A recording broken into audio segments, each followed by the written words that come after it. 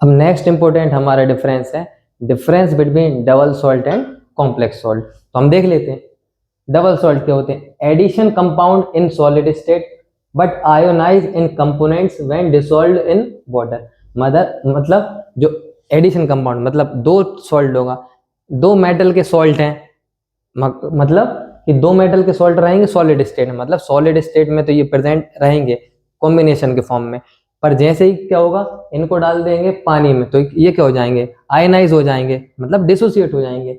On the other hand complex salt क्या होगा, stable in solid, मतलब सॉलिड स्टेट में तो रहेंगे प्रेजेंट, जैसे ही मगर उसको क्या डालेंगे पानी में भी डालेंगे तो फुली डिसोसिएट नहीं होंगे। कैसे डिसोसिएट होंगे, पार्शियली डिसोसिएट होंगे। ये क्या हो जाएंगे, फुली डिसोसिएट हो जाएंगे। तो यहां से होगा फर्स्ट पॉइंट। सेकंड है these dissociate into constituent ions in aqueous solution, मतलब हमारा डबल सॉल्ट को हम एक्वस सॉल्यूशन में डालेंगे तो ये डबल सॉल्ट जिन जिन आयन से बना है, जिन जिन कॉन्स्टिट्यूएंट से बना है उनमें फुली डिसोसिएट हो जाएंगे। बट कॉम्प्लेक्स सॉल्ट क्या होगा, वो जिन जिन कॉन्स्टिट्यूएंट आयन से बने हैं उनमें फुली डिसोसिएट नहीं होंगे। कैसे डिसोसिएट होंगे, पार्शियली डिसोसिएट होंगे। तो मतलब जो पार्ट उनका डिसोसिएट हो जाएगा उनको क्या बोलते हैं, काउंटर आयंस, और जो पार्ट उनका डिसोसिएट नहीं होगा वो क्या होता है, सेंट्रल मेटल एटम को जो लिगेंड्स लोन पेयर डोनेट करते हैं, जो कोऑर्डिनेशन एंटिटी के अंदर हम लिखते हैं ब्रैकेट बनाकर, वो डिसोसिएट नहीं होता। तो यहाँ लिखा है these dissociate into constituent ions in aqueous solution, मतलब फुली डिसोसिएट हो जाएंगे।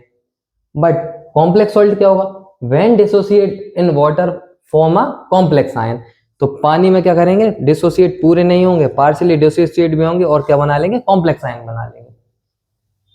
तो और डबल सॉल्ट की केमिकल और फिजिकल प्रॉपर्टीज क्या होंगी, जो कॉन्स्टिट्यूएंट आयन से डबल सॉल्ट मिलकर बना है उन्हीं कॉन्स्टिट्यूएंट आयंस की सिमिलर होंगी।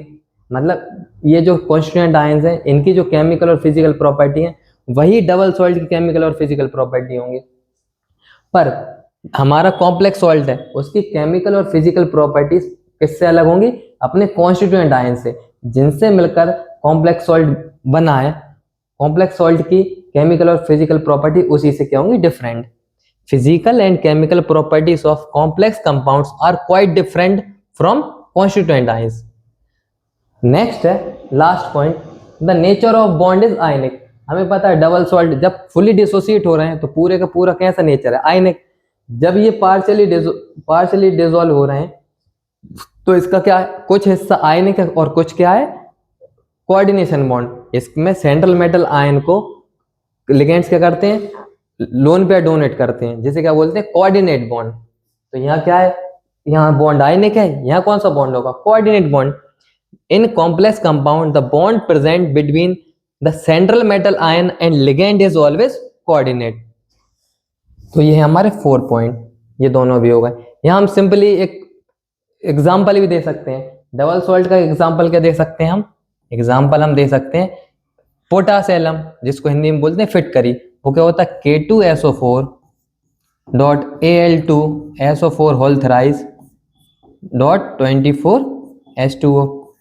ये हो गया ना, पोटेशियम और एल्यूमिनियम दोनों का सॉल्ट हो गया, एडिशन फॉर्म में है, तो ये किस में आ गया, डबल सॉल्ट में।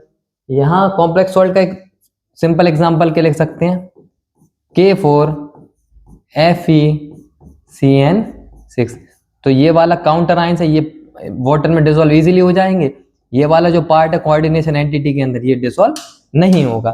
तो यहाँ से हम सिंपली ये डबल सॉल्ट और कॉम्प्लेक्स सॉल्ट के बीच में डिफरेंस पेपर में लिख सकते हैं।